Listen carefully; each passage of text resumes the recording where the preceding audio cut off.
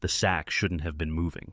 Caleb Torrens pulled his horse to a dead stop, dust swirling around the mare's hooves as he stared at the burlap bundle lying in the middle of the dirt road. At first glance, it looked like grain or feed, something fallen from a wagon, but grain didn't shift. Grain didn't make the faint, muffled sounds that drifted across the empty stretch of desert between Millfield and nowhere. He dismounted slowly, his boots hitting the hard-packed earth with deliberate quiet. The sun hung merciless overhead, casting everything in harsh shadows and brutal light. Nothing moved for miles except the heat shimmer rising from the rocks and the occasional buzzard circling high above. This was the kind of emptiness that swallowed men whole, where secrets got buried and stayed buried. The sack moved again, a weak, desperate struggle from within. Caleb approached with the caution of a man who'd survived 3 range wars and countless bar fights. His hand rested on his Colt, not drawn but ready. In this territory, anything unexpected usually meant trouble, and trouble had a way of multiplying like prairie fire. He knelt beside the burlap, noting the crude rope tied around the opening. The fabric was stained with something dark, not blood, but dirt, and something else he couldn't place. His weathered fingers worked at the knots, and as the rope loosened, he heard it again. A voice, small, broken, barely a whisper. "Mama?" Caleb's hands froze on the rope. His heart hammered against his ribs as he processed what he'd heard. The voice was young, a child's voice. Someone had tied a child in a sack and left them to die in the desert sun. He tore at the rope with renewed urgency, his calloused hands working frantically until the burlap fell away. What he found inside made his blood run cold and his soul catch fire all at once. A girl, maybe 6 years old, curled tight, as a frightened animal. Her dress was torn and filthy, her dark hair matted with dust and tears, but it was her eyes that hit him like a physical blow, wide, terrified, but still holding a spark of defiance that reminded him of someone he'd tried hard to forget. She looked up at him and whispered again, "Mama?" Caleb Torrens had seen men hanged, shot, and left for dead. He'd witnessed atrocities that would haunt most folks to their graves. But sitting in that empty road with a half-dead child looking at him with hope he didn't deserve, he felt something crack open inside his chest that he'd thought was sealed forever. "Easy now," Caleb murmured, his voice gentler than it had been in years. "You're safe." The girl didn't respond, just stared at him with those enormous dark eyes. He could see she was dehydrated, probably hadn't eaten in days. Her lips were cracked, her small hands trembling. Someone had done this deliberately, tied her up and abandoned her, to die slow and alone. He reached for his canteen, moving slowly so as not to spook her further. "Can you drink some water?" She nodded slightly, and he helped her take small sips. As she drank, he studied her features more carefully. Mixed blood, Apache and white, he'd guess. In this part of Texas, that heritage alone could get a child killed. The recent Apache raids had left the territory on edge, with fear and hatred running so deep that innocent lives got swept up in the violence. "What's your name?" he asked softly. "Anna," she whispered, then added with heartbreaking hope, "Where's my mama?" Caleb's jaw tightened. He'd seen enough abandoned children to know the likely answer to that question, but he wasn't about to crush what little hope she had left. Not yet. The sound of approaching hoofbeats made him look up sharply. A dust cloud was rising in the distance. Riders coming from the direction of Millfield. His mind raced through possibilities, none of them good. If these were the people who dumped Anna, they wouldn't be pleased to find her alive. If they were townspeople, they might not take kindly to finding him with an Apache child. "We need to go," he said, scooping Anna into his arms. She was lighter than she should be, all sharp angles and fragile bones. "Hold on tight." He mounted his horse with practiced ease, settling Anna in front of him. She leaned against his chest, and he felt the rapid flutter of her heartbeat through her thin dress. The approaching riders were getting closer. He could make out individual horses now, maybe 4 or 5 men riding hard. As he spurred his mare toward the rocky outcropping ahead, Caleb made a choice that would change everything. He could have left Anna by the roadside, could have told the approaching riders he'd found nothing. It would have been safer, smarter. He had his own reputation to think about, his own skin to preserve.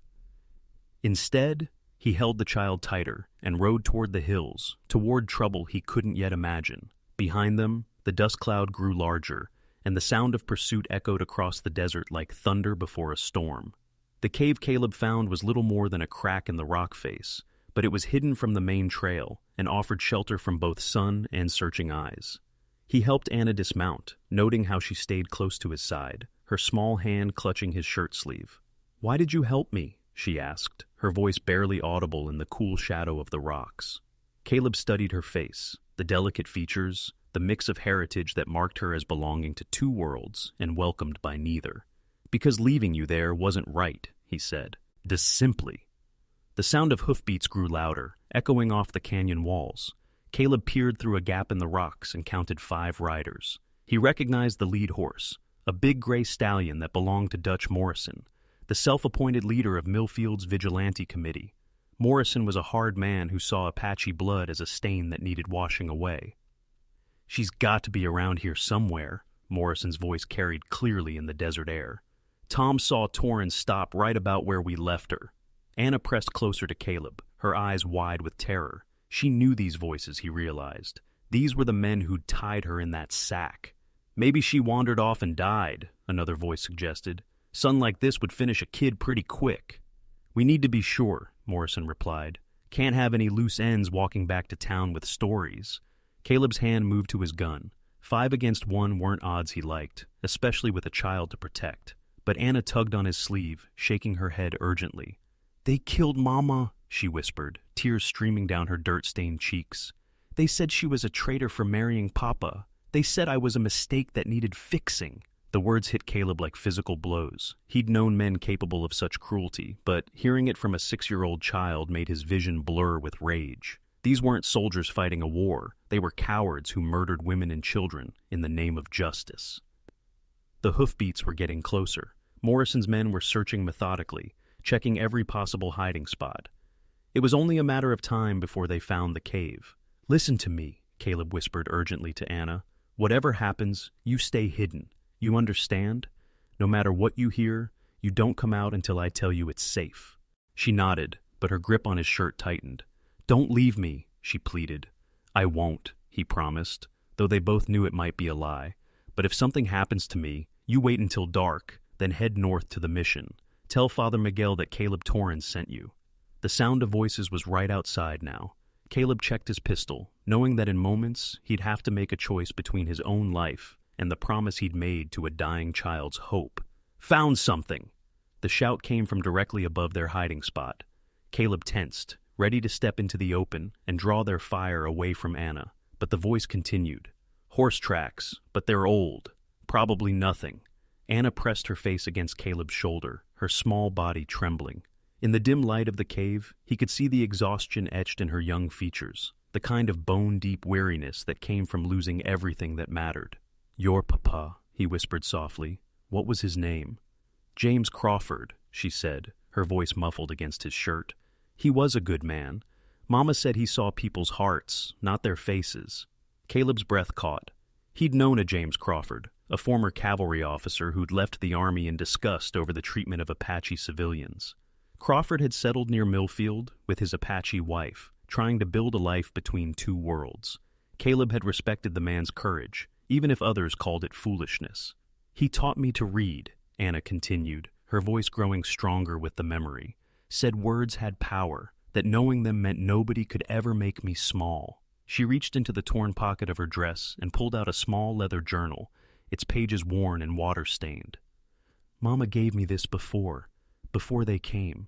She said to remember the stories." Caleb opened the journal carefully. The pages were filled with a woman's neat handwriting, stories, poems, observations about desert life and the changing seasons. But it was the inscription on the first page that made his heart clench. "For Anna, my brave girl, your story is just beginning. Love, Maria Crawford."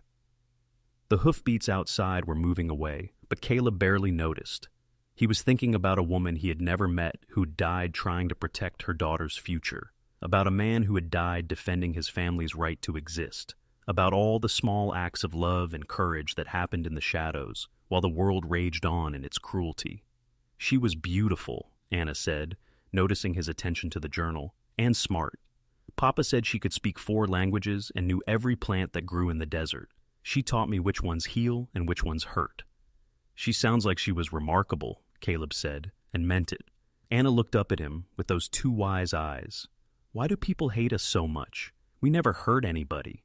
It was the question Caleb had been asking himself since he found her. The hatred that had killed her parents and nearly killed her wasn't born from any real threat. It came from fear and ignorance, from people who needed someone to blame for their own failures and disappointments. Some folks, he said finally, are so afraid of their own shadows that they lash out at anything different. That doesn't make it right, but it makes it real. The sound of retreating horses finally faded completely.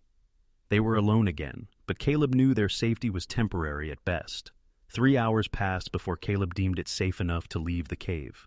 Anna had fallen asleep against his shoulder, clutching her mother's journal like a lifeline. He carried her to his horse, careful not to wake her, and began the long ride toward the mission. Father Miguel was tending his small garden when they arrived. The old priest took one look at Anna's sleeping form and ushered them inside without questions. It was only after Anna was fed and bathed and tucked into a clean bed that he asked Caleb for the full story. "Morrison and his men will come looking eventually," the priest said when Caleb finished. "They can't afford to let her live." "I know," Caleb replied. "That's why she can't stay here long." Father Miguel nodded slowly. "I have a sister in California. She runs a school for children like Anna, children caught between worlds. It would be a good life for her." Over the next week, Caleb made arrangements. He sold his horse and gear, keeping only enough money for supplies and travel. The rest he gave to Father Miguel for Anna's journey west. He would escort her personally to California, see her safely settled before returning to face whatever consequences waited in Texas. The morning they left the mission, Anna gave him something, a small stone she'd polished smooth with a symbol carved carefully into its surface. "Mama taught me that symbol," she said. "It means protector. She said someday I'd know who deserved to carry it." Caleb looked down at the stone, then at the girl who had somehow managed to survive the worst humanity could offer while keeping her capacity for trust intact. "I'm not sure I deserve this," he said. "Mama said the people who deserve things most are the ones who think they don't," Anna replied, with a wisdom far beyond her years. The journey to California took 3 weeks. Anna proved to be resilient company, asking questions about everything they passed and sharing stories from her mother's journal. By the time they reached the school, Caleb had grown so attached to the girl that leaving her felt like tearing away part of himself. But Anna was ready. She hugged him fiercely at the school gates, then walked away without looking back, her small shoulders straight and her mother's journal tucked securely under her arm. Years later, when people asked Caleb Torrens about his greatest moment, he never mentioned the range wars he'd survived or the men he'd faced down in dusty street. He talked about a moving sack on an empty road and the choice to do right when nobody was watching. Anna Crawford grew up to become a teacher herself, carrying her mother's stories and her own hard-won wisdom to children who needed to believe that goodness still existed in the world. She never forgot the cowboy who'd stopped for a stranger's sack and stayed to save a stranger's soul.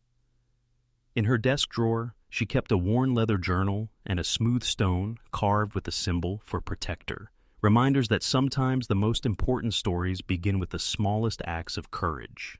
Stories like this aren't just told, they're felt. If you felt it too, subscribe and stay with us.